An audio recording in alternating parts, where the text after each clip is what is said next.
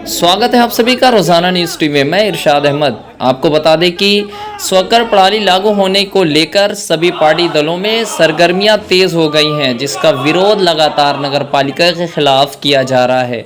स्वकर प्रणाली को लेकर लगातार विरोध प्रदर्शन जारी है, जहां नगर पालिका के खिलाफ लगातार कई पार्टी दलों के लोग स्वकर प्रणाली लागू होने को लेकर इसका विरोध करते हुए नजर आ रहे हैं, क्योंकि इस स्वकर प्रणाली को लागू होने के बाद आम जनता में, मध्यम वर्गीय परिवार व गरीब बुनकरों मजदूरों पर इसका बड़ा असर होगा, जिससे झेलना काफ़ी मुश्किल होगा।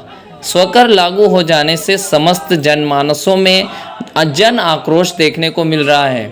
आज इसी क्रम में सपा के नेता आबिद अख्तर बुनकरों के साथ बड़ी संख्या में स्वकर प्रणाली को वापस लेने के विरोध में नगरपालिका पहुंचकर जमकर अरशद जमाल मुर्दाबाद, नगरपालिका मुर्दाबाद के नारे लगाए गए, जिसके बाद उन्होंने स्वकर प्रणाली को वापस लेने के संबंध में ज्ञापन दिया।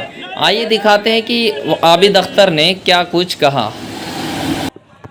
इस शहर के लोगों के ऊपर नाजिल कर दिया है स्वकर के रूप में, स्वकर के रूप में, जिसमें टैक्स में बेतहाशा बढ़ोतरी हो रही है। अलग अलग स्लैब था, मगर मऊ के सारे लोगों को एक ही स्लैब में बना के, और ये समझ लीजिए कि आदमी जो जितने भी लोग हैं यहाँ पे, वो अपने ही मकान में किराएदार हो जाएगा। कितना उसको पैसा देना पड़ेगा हर साल, उसके हम लोग विरोध में आए हैं। अपना ज्ञापन देने के लिए शांतिपूर्वक तरीके से हम लोग ज्ञापन देंगे, और नगर पालिका के प्रशासन से, ईओ से, जो भी इसके जिम्मेदार हैं, उनसे हम लोग रिक्वेस्ट करेंगे, विनती कर रहे हैं कि ये जो टैक्स है उसको तत्काल वापस लिया जाए, जो उन्होंने लागू किया है। जनता के ऊपर आर्थिक बोझ सह नहीं पाएगी। अगर वापस टैक्स 200 रुपये आए तो संभवतः कितना बढ़ सकता है? ये जाएगा जिससे है कि अगर उसके कुछ एरिया पर है, रास्ते पर है, वो समझिए 7 से 8 हज़ार रुपया चला जाएगा। 7 से 8 हज़ार रुपये सालाना? हाँ, सालाना।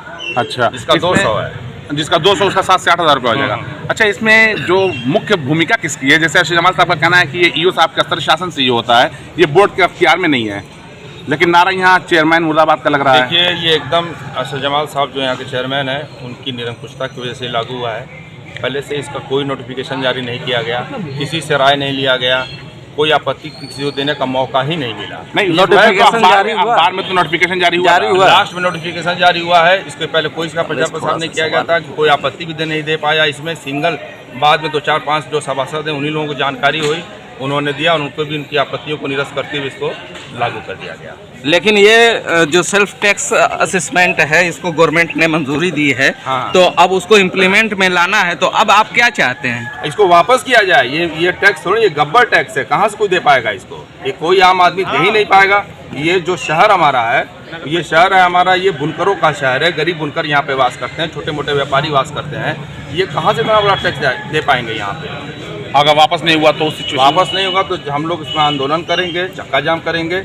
जितने भी हमको लोकतंत्र ने हमको व्यवस्थाएं दी हैं, उसके हिसाब से हम इसको लागू नहीं होने दिया जाए। शासन स्तर पर यह कहा जा रहा है कि स्वकर प्रणाली जो है कि नागरिकों के ऊपर ही है, वो स्वयं से निर्धारित करेगी कि उन पर कितना कर लगे। वो अपने मकानों का खुद ही व्याख्या कर रही है, तो ये नागरिक हित के लिए? नहीं, नागरिक हित के लिए भाई। वो तो पहले नगर पालिका करती थी, इसका नाम दे दिया गया है स्वकर करने के लिए। तो स्वकर में अपना घर बताऊंगा ना कि हमारा घर का कितना एरिया है, हमारा घर का एरिया कितना, उसका डायमेंशन कितना है, उसमें कमरे कितने हैं, उसके हिसाब से वो हम जैसे ही हम देंगे उसके वो कैलकुलेट करके कर देंगे। तो जो कैलकुलेशन बता रहा है वो लोगों के पहुंच से बाहर है, वो दे नहीं पाएंगे।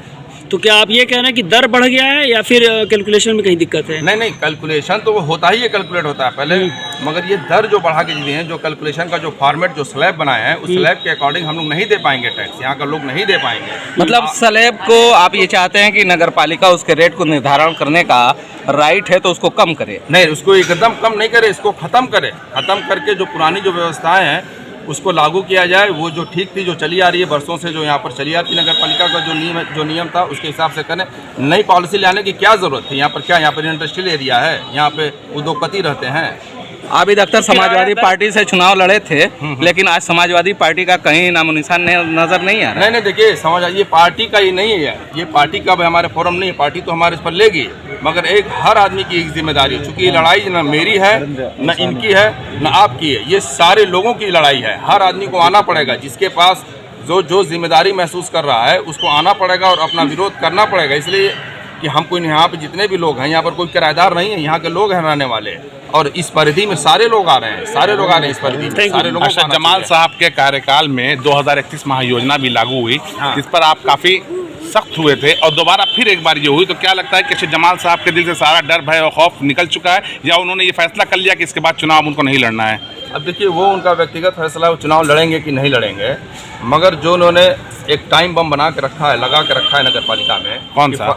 जो ये महायोजना का भी है, इन्होंने ये भी पास हो चुकी है, जो शहर में जब तोड़ फोड़ होगा तो खुद ही लोगों को समझ में आएगा कि ये इस योजना से क्या लाभ है, ये क्या अभी तो लागू हो चुका है मगर उस पर अभी अनुपालन नहीं हो रहा है। मगर सबसे पहले लेकिन एक अनुपालन हो रहा है कि आप न मानचित्र पास कराने जा रहे हैं तो नहीं मिल रहा है 40 मीटर के बिल्कुल पीछे। है, जब वो जोन एक बता दिया गया है कि आवासीय है, इतना चौड़ीकरण है, 9 मीटर की सड़क है, कहीं 21 मीटर की सड़क है, तो उसके अकॉर्डिंग तो वो मास्टर प्लान वहाँ पे एनओसी देगा नहीं, उसको बनाने ही नहीं देगा, तो ये तो दिक्कतें तो है।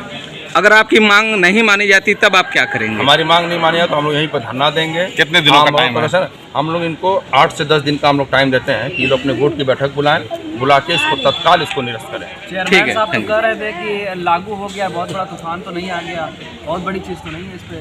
भाई उनके लिए लग रहा है ना, उनके लिए लगना है, वो नोटों के बिस्तर पर सो रहे हैं तो उनको लग रहा है कि सब कुछ ठीक चल रहा है। यहाँ पर आम जनता जो है मर रही है, रोज दिन प्रतिदिन, एक रोज कुआं खोदती है, रोज पानी पीती है, वो कहाँ से लेके आएंगे?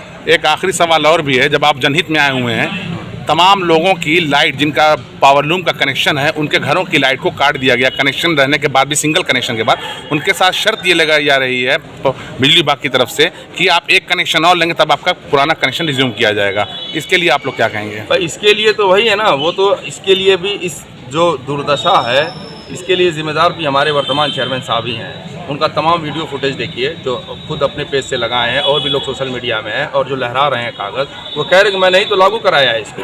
एक कौन बुनकर फोरम बना दिए हैं, आज वो विलुप्त हो गया है। लेकिन वो तो ये कह रहे हैं कि मतलब सरकार ने इसको समाप्त कर दिया था और हमने 400 पे ला के सरकार को फिर रोका है। 400 पे तो रोक दिए हैं, सही बात है, 400 पे तो रोक दिए हैं, मगर एक उसमें जो कैटेगरी नहीं बन पाई, छोटा बुनकर, बड़ा बुनकर, अगर बताए होते कि भाई एक जिसका 2 ही कमरे का है, एक रूम लगाया है, एक कमरे में रह रहा है, वो कहाँ से जाएगा, वो अलग से कैसे दे पाएगा?